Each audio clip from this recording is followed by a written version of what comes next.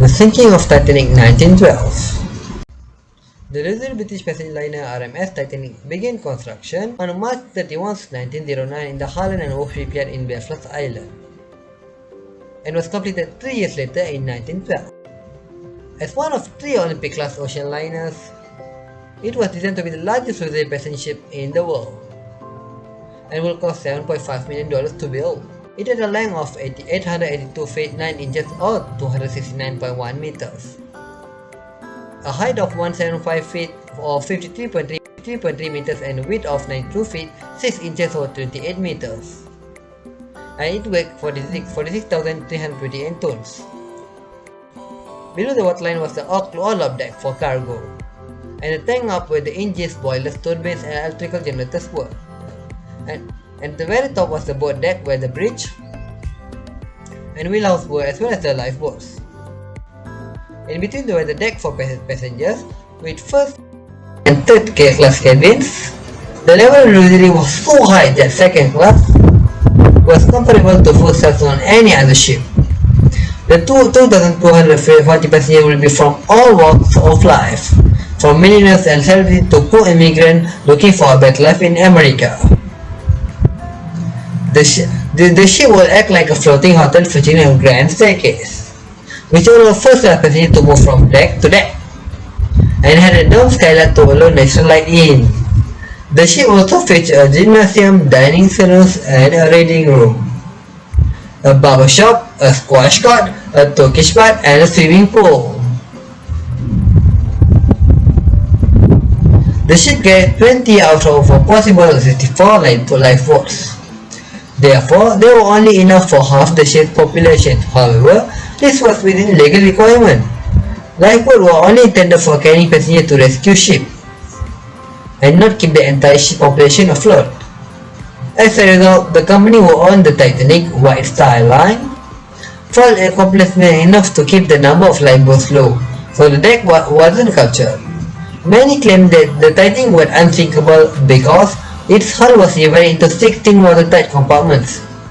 It was said that if up to the 4 of these flooded, the ship would stay very buoyant. One of the qualities drew the press to frequently talk about the new passenger liner. Disaster. Oh. In the morning of April 10, 1912, passengers began boarding the Titanic in Southampton, England, with large crowds gathering to watch the ship depart. Oh. At noon, the Titanic set sail under command of Captain Edward Smith, beginning her maiden voyage. It will stop at Chambers, France, and then Queenstown, Ireland, to pick up more passengers and then begin its journey across the North Atlantic Ocean towards New York City. Boom. On April 4, 1912, warnings were coming in of iceberg from outliners, so Captain Smith had plotted a new course and continued to steam at full speed, which was standard practice. As it became dark, the temperature was dropping to below freezing, and there was no moonlight or waves, making it difficult to see approaching iceberg. Oh no! At 11:40 p.m. ship's time, the ship's lookout, Frederick Flint, spotted an iceberg from the crow's nest. He rang the warning bell, ting-tong, and telephoned the officers, and the ship reached, shouting, "Iceberg, race ahead!" Flint spotted the iceberg with his eyes, as the crow's nest binoculars were locked away. The key's owner, Officer David Blair, had been removed from Titanic crew at last minute and forgot to hand over the key. Oh my god! The officer on the bridge quickly turned the ship away from the iceberg, but it was too late! Oh! The Titanic blazed the iceberg along its side, slipping several holes in its hull below the waterline with fragments of ice hitting the neck. Boom! Boom!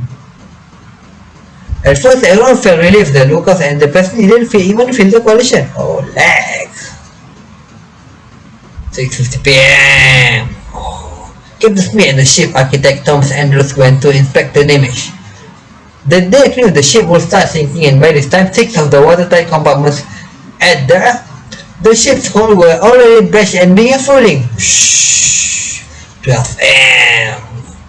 The captain sent out a distress call over the radio in the hope that there were other ships nearby and gave the order for the Titanic passengers to board the lifeboats. He knew they were only enough for half the population of Titanic because 64 lifeboats only. 12:25 a.m. At 12:24, the lifeboat began their loading with women and children first, as this was the protocol at sea. Many passengers still did not understand what happened. What was going on, and confusion and disorientation meant that the first lifeboat to leave had only 28 women and children aboard, when it could carry 65 people. First officer Mosrock took the order to mean women and children first, and men if they were the, while second officer Light Toller took it to mean women and children only. The Carpathia, which was 58 miles away, heard the distress call and began sailing towards the sinking Titan to rescue the passengers. Boom!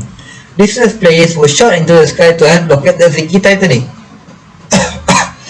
By 1 a.m., with the lower deck floating, the bow of the ship began to sink below the water. Oh my god! Water was pouring in 15 times faster than it could be pumped out, which was not helped by the fact that many of the passengers had left their portholes open. The unsupported stern and its propellers rose out of the water into the air. Boom! Panic and chaos in the lifeboat were running out. Boom, boom, boom, boom, boom, boom, boom, boom. Some people pushed their way to the lifeboat while others accepted their fate and stayed behind. Aww. Or gave up their spot to more vulnerable passengers. Many did not want to survive the disaster and be branded a coward back home.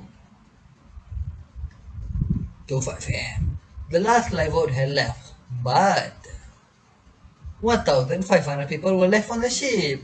The deck was now at a steep height and many passengers fell into the freezing icy waters. Oh! At 2:17 a.m., the captain announced every man for himself. The sun gave way under the pressure and broke off with the front half disappearing into the bottom of the ocean. Boom. At some point, Captain Speed went down with the ship, a maritime tradition that the captain will do in accepting responsibility for all on board. Captain. Some say he went to the wheelhouse and waited for the end, while others say he committed suicide using a pistol. The stern smashing into the water surface became level and sailors started to fill with water. Boom! Sinking nearly 4 kilometers beneath the surface of the ocean. Many died as a result of drowning, but the main cause of death was hypothermia in the freezing waters, which occurred within minutes. Oh, freezing! Some of lifeboat returned, but only 4 saviors were found. At 3:30 a.m., the distress flash from Titanic was spotted by the Capitania. The Captain arrived to the scene at 4:10 a.m.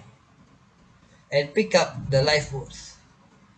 Only 705 passengers will survive the disaster, with over 1,500 people losing their life. Ladies and gentlemen, from my summary to this topic, the death of 1,496 persons during the Titanic sinking had a practical and emotional impact on the world. So, from my point of view, a disaster like this is a measure on the weakness and strength of a manufactured equipment. So, after I had some studies, I listed out some important safety measure that should take up to the future ships or equipment like for the future product like this. First of all, modify the design of the Titanic ships into 2 ways. Firstly, the double bottoms were extended up the size of the hull, and the transverse bulkheads of the watertight compartments should raised. Secondly, ships should require to carry enough lifeboats for everyone on board, because Titanic only carried around 65 lifeboats, but the passengers is above the lifeboats capability like that. Besides that, radios should require to be kept on for 24 hours a day.